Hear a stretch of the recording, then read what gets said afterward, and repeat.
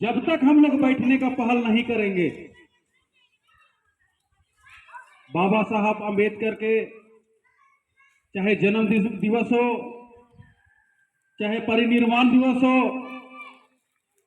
चाहे संविधान दिवस हो, हम लोगों के द्वारा राष्ट्रीय आदिवासी एकता परिषद, भारत मुक्ति मोर्चा के द्वारा, बामसेफ के द्वारा ये पहल हम लोग कर रहे हैं और समय समय पर गांव-गांव जाकर जन जागृति का अभियान हम लोग चला रहे हैं। लेकिन हम लोगों के पास में कोई दवाई नहीं है, कोई टैबलेट नहीं है जिसको दे देंगे और आप जागरूक हो जाएंगे। ऐसा संभव नहीं है।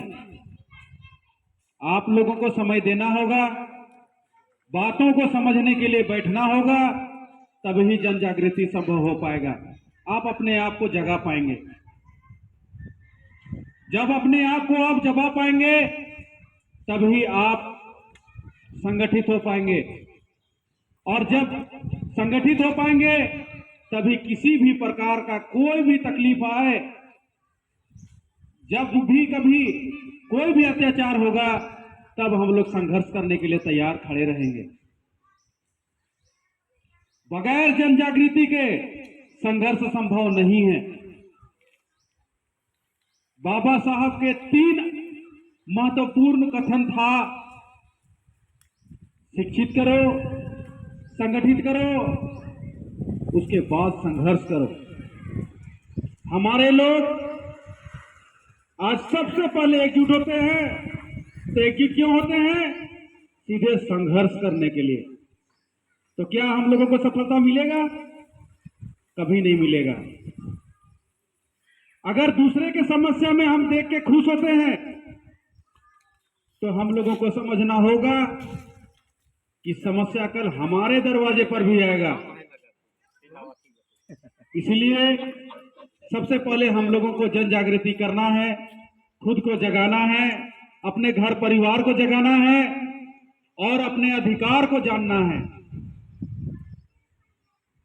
अभी का जो समय है वो उग्र होने का नहीं है। अभी जन जागृति के माध्यम से खुद को जागृत करने का समय है। जिसके पास में जानकारी है वही बलवान है। अगर आप किसी भी तरह का शोषण होता है आपके द्वारा, आपके ऊपर में, अगर आप किसी भी तरह का हथियार का यूज करते हैं, चाहे उग्र आंदोलन करते हैं, तो ये अपराध का श्रेणी में गिना जाता है। इसलिए हम लोगों को सबसे पहले अपने आप को जागृत करना होगा, तभी बदलाव संभव है। हम अपने आप को बचा सकते हैं। तमाम समस्याएं जो आज हम लोगों को नजर नहीं आता है, सारे समस्याओं से बाबा साहब अम्बेडकर ने जूझा, अपने 4 बच्चों को कुर्बान किया, तब हम लोगों को ये अधिकार मिल पाया है। उनके बलिदान को हम लोगों को याद करना होगा। हमारा दुश्मन कभी नहीं बतलाएगा कि बाबा साहब ने कितना आंदोलन किया है, कितना संघर्ष हम लोगों की आजादी के लिए किया है। फिर से बाबा साहब अम्बेडकर अभी जन्म नहीं लेने वाले जो आपको फ्री में संघर्ष करके दे देंगे। आपको खुद आंदोलन करना होगा, खुद जागरूक होना होगा, खुद संघर्ष करना होगा और संगठित भी करना भी होगा और होना भी होगा। आज कोई भी समस्या देखें, चाहे वो शिक्षा के क्षेत्र में हो, चाहे वो समस्या हमारा घर परिवार से जुड़ा हो, चाहे वो समस्या जमीन जायदाद से जुड़ा हो, चाहे वो समस्या रोड से जुड़ा हो, सारे समस्याओं का मूल कारण एक ही है, हमारा गुलामी और ब्राह्मणवाद। पहले हमारे पुरखे दोस्त और दुश्मन को पहचानते थे। दुर्भाग्य है कि अभी तक हम अपने दोस्त और दुश्मन को नहीं पहचानते हैं। तो हम लोगों को जब कभी भी मौका मिले, हम लोगों को तैयार खड़ा रहना होगा। खुद को संघर्ष करने के लिए, जागरूक होने के लिए, संगठित करने के लिए तैयार करना होगा। सबसे पहले हम अपने मन को तैयार नहीं करेंगे तब तक हम खुद तैयार नहीं हो पाएंगे। आज हमारा सबसे बड़ा समस्या जमीन का है और जानकारी के अभाव में हम लोग थाना और पुलिस में चले जाते हैं। हमारा ग्राम सभा इतना मजबूत है, इतना बलवान है कि सुप्रीम कोर्ट भी उसका काट नहीं कर सकता है, लेकिन जानकारी के अभाव में हम उलझन में फंसे हुए रहते हैं। आप लोगों से निवेदन होगा, आग्रह होगा कि अपने क्षेत्र में ग्राम सभा का पहल करें और जो भी आदमी कर रहा है उसका आप साथ और सहयोग करें। अगर आप साथ और सहयोग नहीं करेंगे तो कोई चमत्कार नहीं होने वाला। किसी के पास में उतना क्षमता नहीं है, अकेले से ग्राम सभा नहीं चलेगा।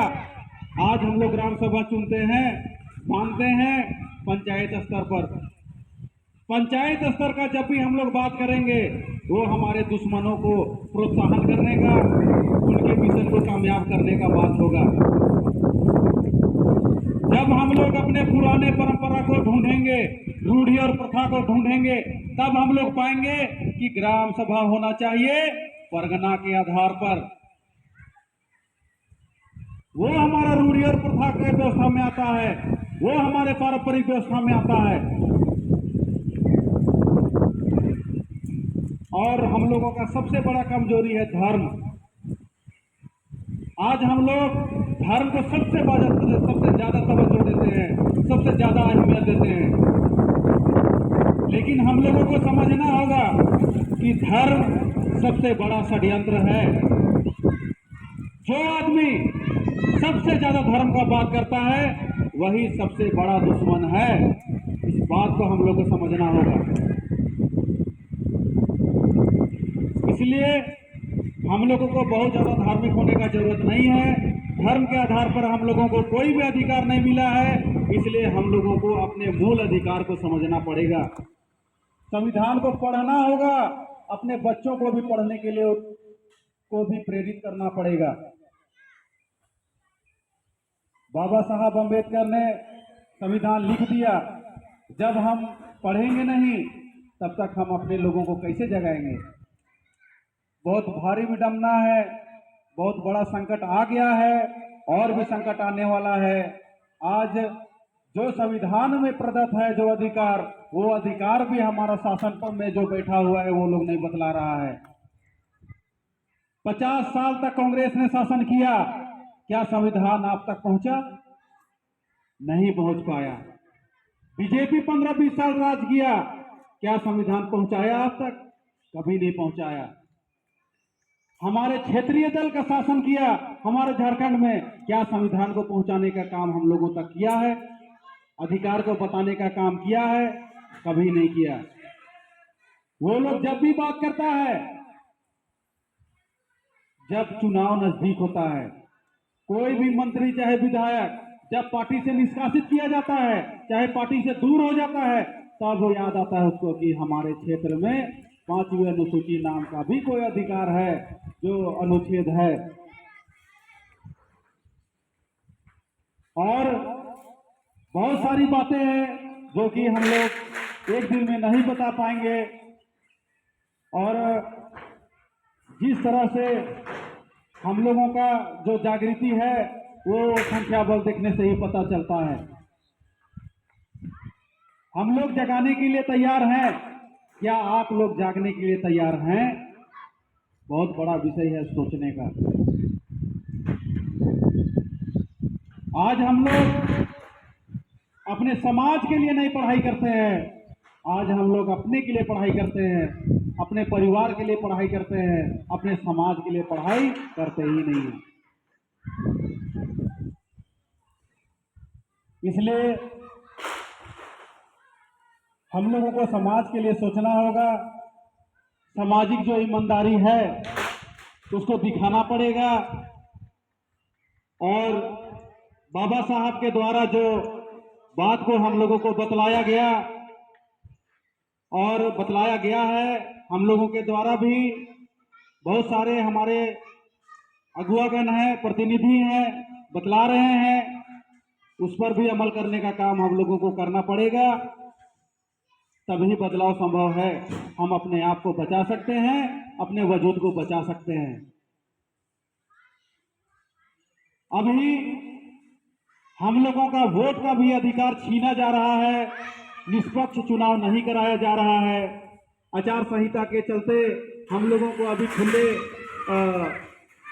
सभा में चाहे खुले मंच में हम लोगों को भी बोलने में कठिनाई होता है।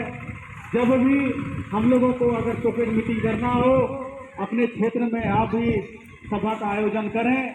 हम लोग आपसी बैठक करके, छोटे छोटे बैठक करके हम लोगों को जागृत करने का और प्रचार प्रसार करने का काम को करना होगा। तो हम लोगों को समझना पड़ेगा कि किस तरीका से हम लोगों को अंधेरे में ढकेला जा रहा है, किस तरह से हमारा आजादी को छीना जा रहा है, किस तरह से हमारे 5वीं अनुसूची और 6ठी अनुसूची को खत्म किया जा रहा है। आज प्रचलन में ये आ गया है कि पेशा एक्ट आप लोगों के लिए है, आपके कल्याणकारी है ये, लेकिन कतई ये कल्याणकारी अनुच्छेद नहीं है।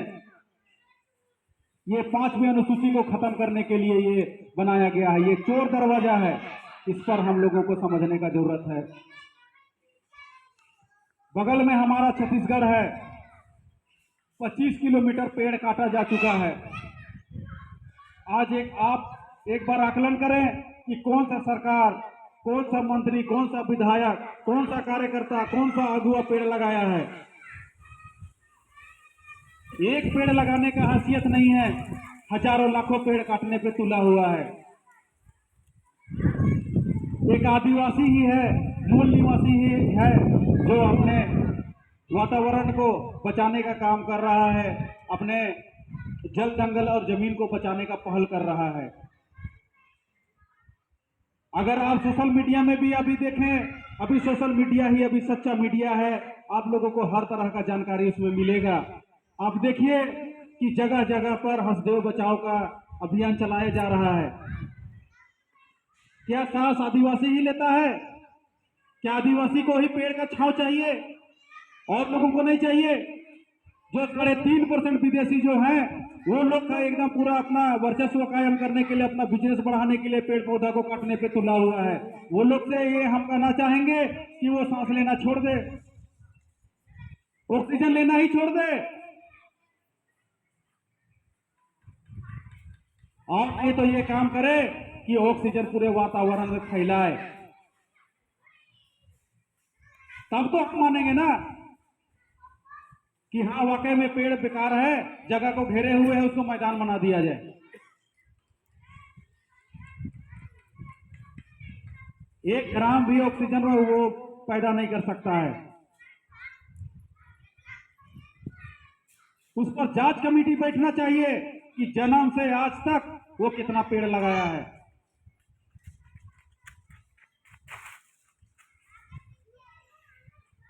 हम लोगों को समझना पड़ेगा, समस्या बहुत ज्यादा है और उसका समाधान एक ही है, जन जागृति।